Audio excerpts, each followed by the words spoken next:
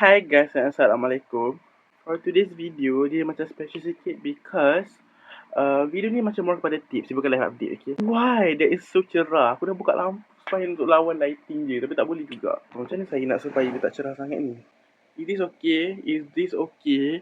I hope so. Okay, tu sedikit sebanyak membantu.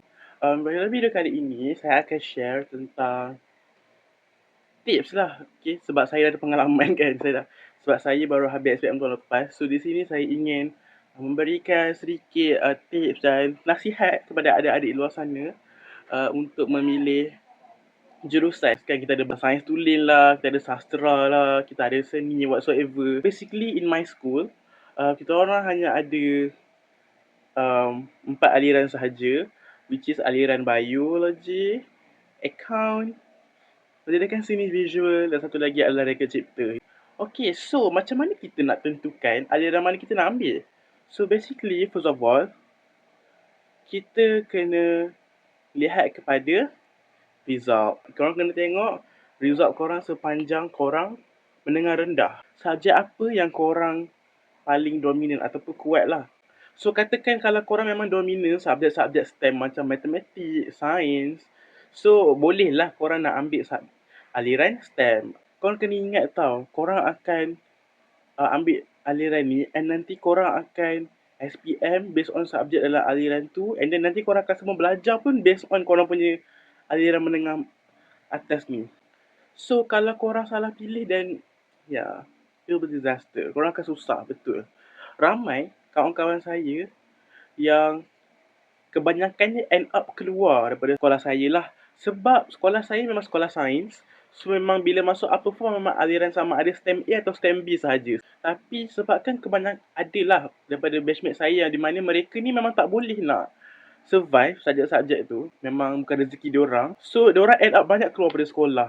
Dan end up masuk sekolah menengah biasa. Which is rugilah. Sedangkan tempat diorang tu boleh diduduki oleh orang-orang lain yang nak masuk sekolah saya. Faham tak? Jadi, korang kena pilih betul-betul based on result.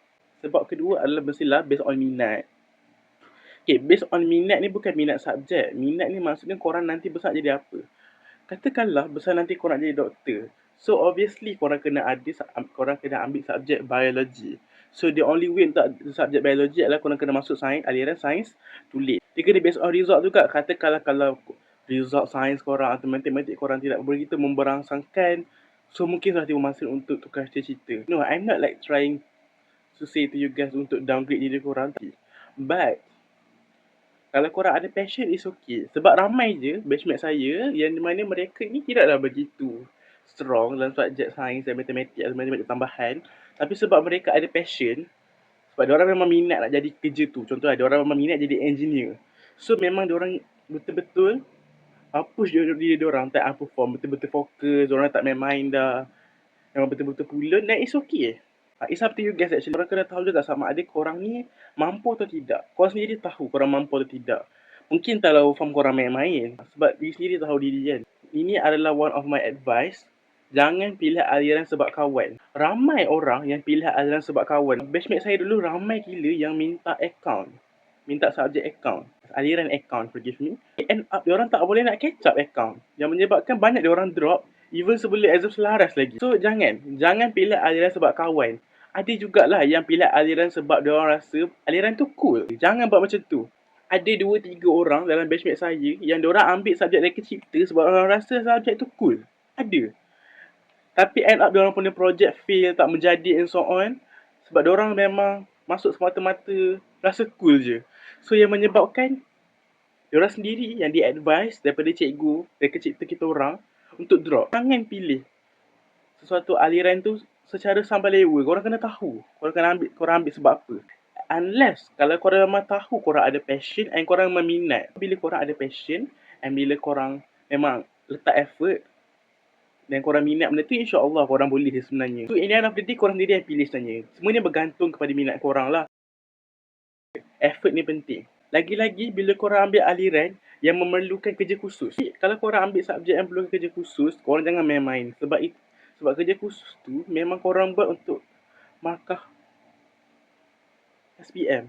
So another thing to consider is masa.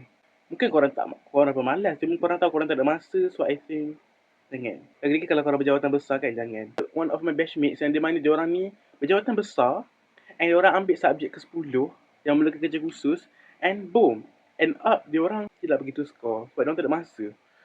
So I think that's all for this video. Okay, saya harap tu membantu.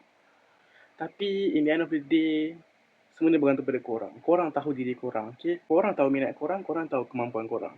So that's all. Bye.